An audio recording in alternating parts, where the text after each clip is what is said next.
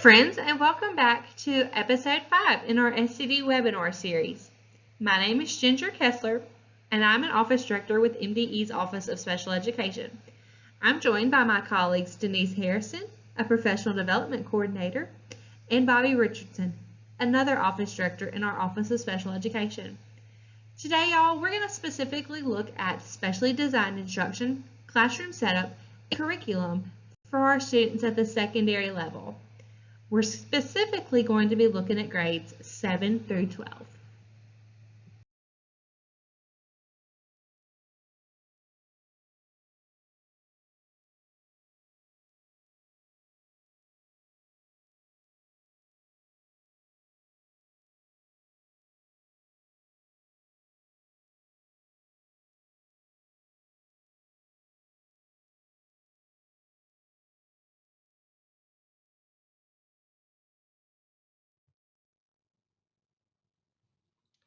Every presentation we make includes the Mississippi Department of Education's vision and mission.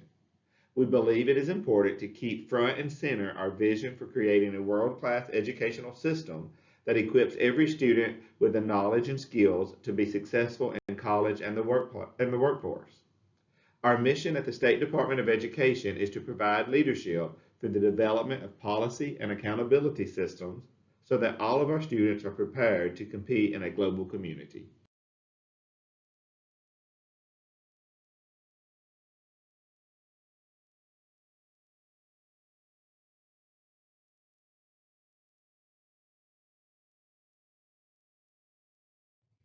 Let's start by exploring specially designed instruction. We might also call it SDI because y'all know in special education we love our acronyms.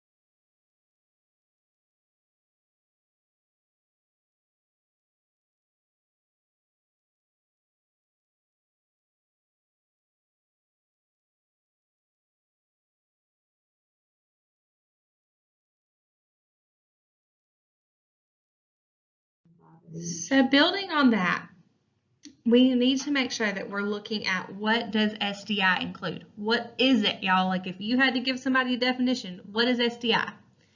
For our students with significant cognitive disabilities, it's access to their Mississippi alternate standards at their grade level. Specially designed instruction is a service. It's not a place. It's a service, just like special education is. It's what a teacher does. It's the instruction that they provide that's specifically tailored to meet the needs of that student. It's teaching those specific skills a student does not have in order to access and make progress towards their annual goals. So y'all think about it. This is where we're providing instruction in those deficit areas. It's specific to the student, just like everything under the sun of special education is.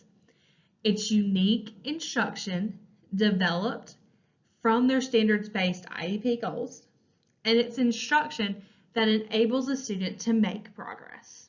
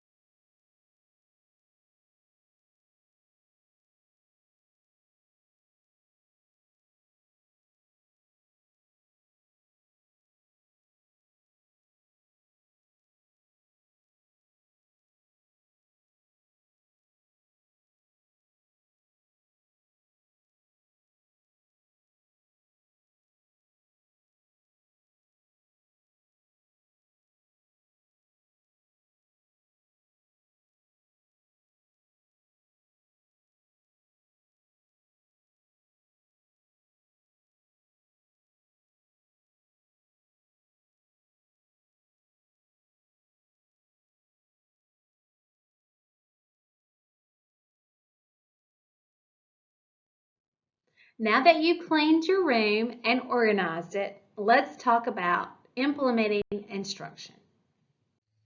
There are several things to consider when we look at instruction. We need to make sure that our instruction is offering continuous practice for skills that our students have already mastered. So y'all think about as you're sitting here, think about a skill that you think, oh, I could do that in my sleep. It's probably a skill you do all the time. It's probably something you do on a regular basis. But there are lots of things in our lives that if we don't do it, then we lose that skill or we forget how to do it. The same holds true for our students with significant cognitive disabilities, y'all. If they're not given an opportunity to practice their skills, even once they've considered mastery of that skill, then they're going to lose that. Another thing we should consider for instruction is making sure we're connecting it to a real-world application. We've said many times through this webinar series that our students with significant cognitive disabilities have a hard time generalizing skills. So we need to make sure that as we're teaching our skills and we're creating those chains in that task analysis, that we're providing an application to a real world. So it's one thing that we learn to do it in a classroom, but can we do it whenever we're working with them on independent living skills? Which kind of ties into our last one, y'all. We need to make sure that we're planning with the end in mind. As our students grow and they prepare to leave us in this K-12 setting, we need to make sure that our instruction provides some career prep. We need to make sure that what we're doing is providing instruction so that our students are successful long term.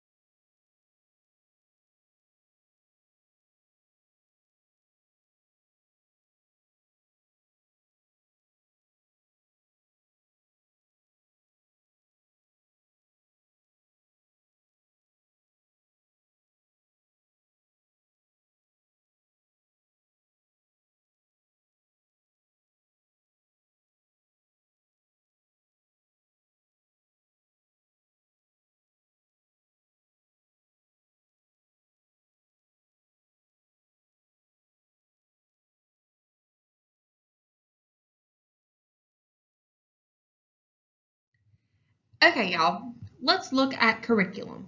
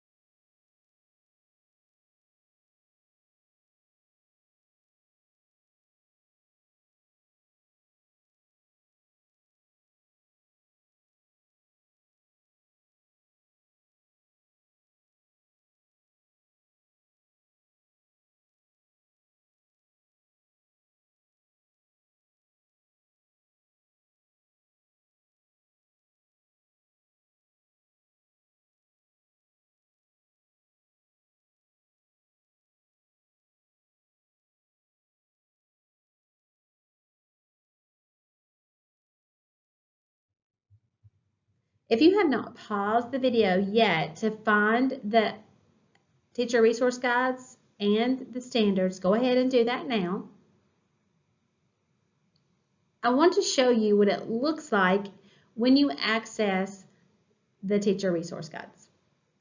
And I have mentioned previously that we no longer in Mississippi use the EE. The new standards all have A in front of them. However, if you see EE here, this just means that the standards were updated after this teacher resource guide had been made. Plans are being made to update this as well. But if you can see, they've taken the reading literature standard and they've broken it down into 1, 2, 3, 4 objective standards, and then they've taken those and they've scaffolded that down even more.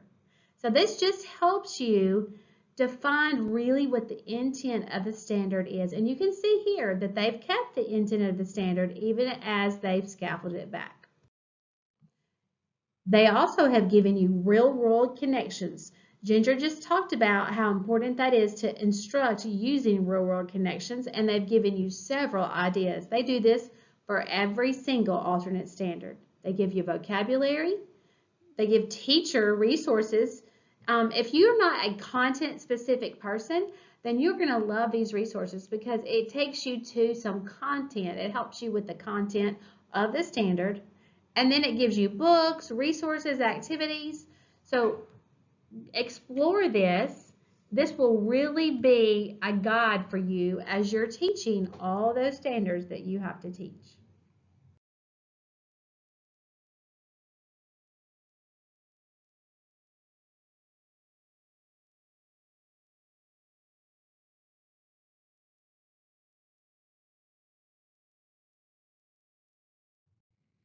We'd like to thank you guys for joining us today, and we hope you've enjoyed this episode of our SCD webinar series.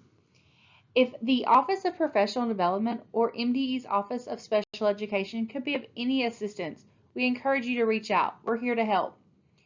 Make sure you're on the lookout for all the rest of our episodes, and we look forward to the rest of the series with y'all.